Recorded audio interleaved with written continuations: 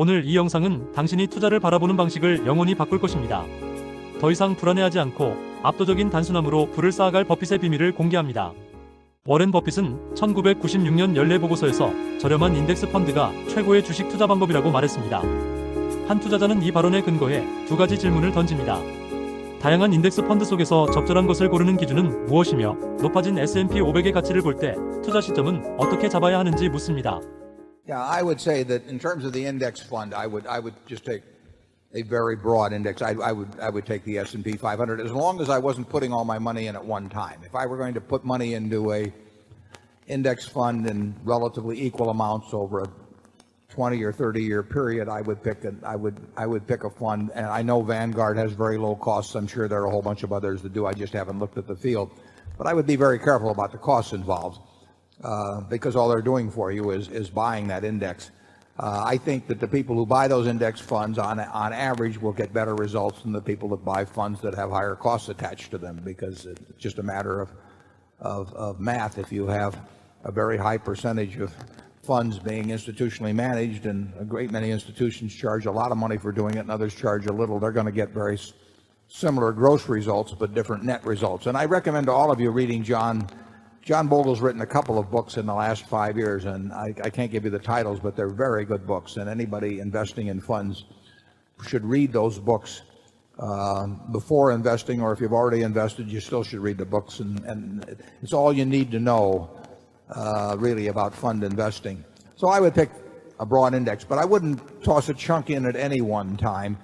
I would do it over a period of time, because the very nature of index funds is that you are saying, I think America's business is going to do well over, or reasonably well over, a long period of time, but I don't know enough to pick the winners, and I don't know enough to pick the winning times. There's nothing wrong with that. I don't know enough to pick the winning times. Occasionally I think I know enough to pick a winner, but not very often.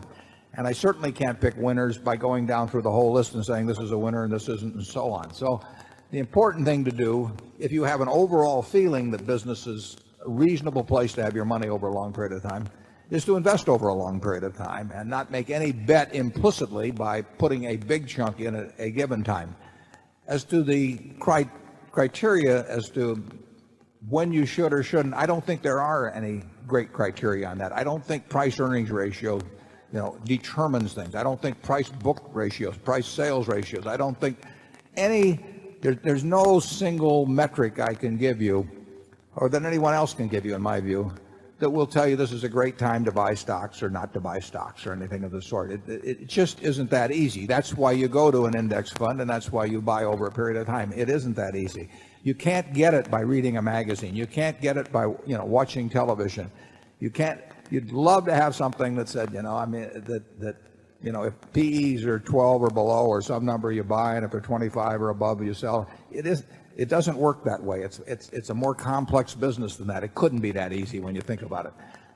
So if you are buying an index fund, you are protecting yourself against the fact that you don't know the answers to those questions, but that you think you can do well over time without knowing the answers to those questions, as long as you consciously recognize that fact. And I would, if you're a young person and you intend to save a portion of your income over time, I just say just pick out a very broad index, and I would probably use the S&P 500, because I think if you start getting beyond that, you starting to think you should be in small caps this time and large caps that time, or this foreign side. And as soon as you do that, you're in a game you don't know. You're not equipped to play in all candor. That would be my recommendation. Charlie? I think his second worry is that common stocks could become so high priced that if you bought index funds, you wouldn't expect to do very well. I didn't think I'd live long enough to think that was likely to happen, but now I think that may happen. But probably what you're saying there is that they could get to a level and they'd have to be at a sustained level like that for a long time. They could be there and stay there for a long time. In which case you might make 3 or 4%. But would there be anything way better than that around under those circumstances anyway? And pass the peanut brittle, please.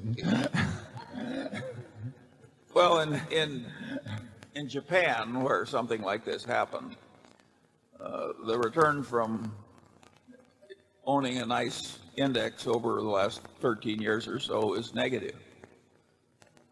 Can something as horrible as that happen here? I mean, is it conceivable? I think the answer is yes.